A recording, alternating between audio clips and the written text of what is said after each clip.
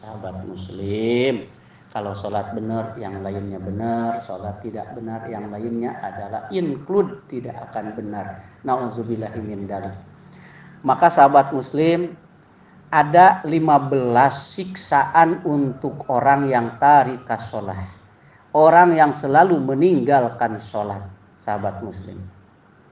Menurut ulama, di antaranya, tapi kalau kita klasifikasikan, yang tidak sholat itu boleh jadi faktornya karena malas, kurang support ilmu sehingga malas, sahabat muslim. Nah, kalau malas boleh, secara ringannya masih bisa dikategorikan Islam, walaupun masih kalau malas-malas tidak sholat. Karena yang kedua, ada kategori orang meninggalkan sholat itu, sahabat muslim, karena ingkar, tidak meyakini sholat sebagai kewajiban. Nah, itu bukan muslim lagi, sudah kufur. Bahkan kalau secara ekstrim kita katakan kafir orangnya. Nauzubillah, tidak meyakini kewajiban sholat. Ada lagi yang tidak sholat itu karena memang dihalang-halangi oleh pihak-pihak tertentu. Di Uighur, Cina, sulit untuk melaksanakan ibadah sholat, termasuk saum dan lain sebagainya. Azan tidak boleh. Di Palestina dihalang-halangi oleh penguasa penjajah.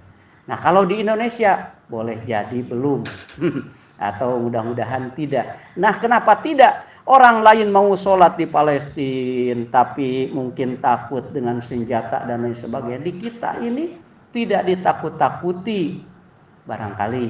Nah, maka kenapa harus kita tidak sholat, terutama sholat berjamaah? Karena orang, ya, laki-laki ikhwan yang tidak sholat berjamaah, maka munafik itu namanya. Nauzubillahi min dzalik. Maka sahabat muslim, ada 15 siksa orang yang tarikas sholat, yang meninggalkan sholat. Yang pertama adalah 6 di dunia. Yang kedua adalah 3 sewaktu syakaratul maut.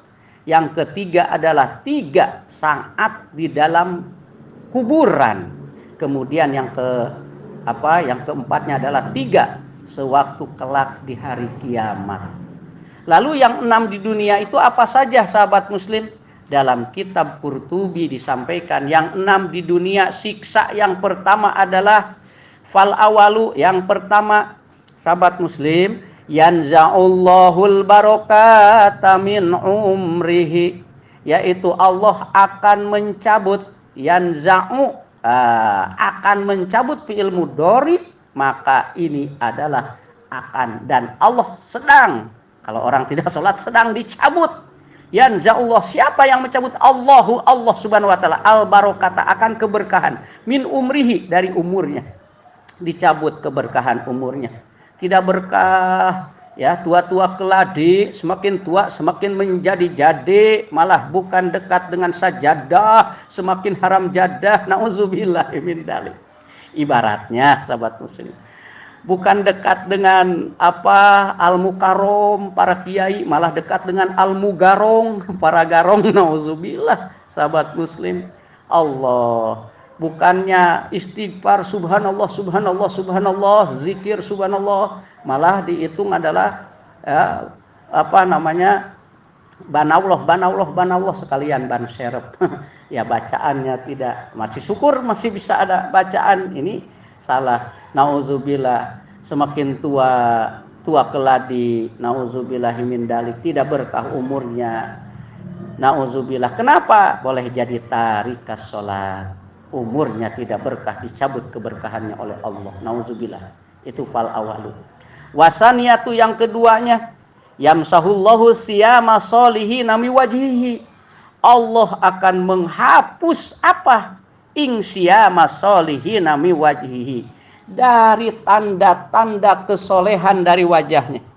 Wajahnya tidak bercahaya, hitam legam, nauzubillah. Ya, mohon maaf kepada yang hitam, ini mah kepada yang hitam tapi tidak pernah sholat, tarikas sholat, hitam legam, tambah kucel and dekumol, itu jadi persis kayak kuntilanak, dedemit genderowo, kan genderowo wajahnya hitam, remuk, nauzubillah, menakutkan, serem itu. Nah, itu mohon maaf, kalau hitam tapi sholat karena dari wudhu, itu akan bercahaya. ya, dalam berwudu, kemudian mulutnya bersih. Kenapa? Kan doa orang berwudunya sebelum sholat pasti berwudu dulu dong, kecuali si kabayan. Si kabayan waktu jadi imam, lalu batal si kabayan. Kentut ditanya oleh makmum, Ustadz kabayan, kenapa tadi tidak keluar, ya, tidak diganti atau tidak wudu dulu, padahal kabayan itu tadi batal. Kata kabayan, ini ya apa berkelakar, ini mah bohong ceritanya. Kata kabayan, kan saya mah tidak wudu dulu sebelum sholatnya. Nah itu masih kabayan, tidak batal karena tidak wudu dulu. Amit-amit sahabat muslim. Maka sahabat muslim kalau orang mau sholat pasti berwudu dulu. Kan doa kumur-kumur ada. Allahumma inni ala tilawati kitabika wa kasroti zikri laka. Sahabat muslim itu kan doanya, ya Allah. Nah, ya Allah semoga ini ya memberikan pertolongan ala tilawati, akan baca tilawah, ya, akan apa yang diucapkan kitabika, diberikan kitab engkau ya Allah, wa kasroti zikri laka, ya, dengan memperbanyak zikir kepada engkau. Lalu setelah doa kumur-kumur masukkan kita memasukkan air ke hidung, berdoa lagi, Allahumma inni a'udzubika min rawaihin nari wa min su'id dari. Itu berdoa, wahai Allah, inni a'udzubika, mohon perlindungan kepada engkau wahai Allah, min rawaihin nari. Apa itu? Dari mencium atau dari baunya dahsyat api neraka, wa min su'id dari, dan dari buruknya dunia akhirat. Nah, baru membasuh muka, kan berdoa lagi sahabat muslim. Kalau orang mau sholat, disinilah ya ada asar, ada bekas berwudu karena mau sholat. Allahumma bayyid wajhi binurika yauma tabyadu wujuh auliyaika wala tasawwid wajhi bizulumatika yauma taswadu wujuh. Kan kita berdoa seperti itu ya, yauma taswadu wujuh a'daik.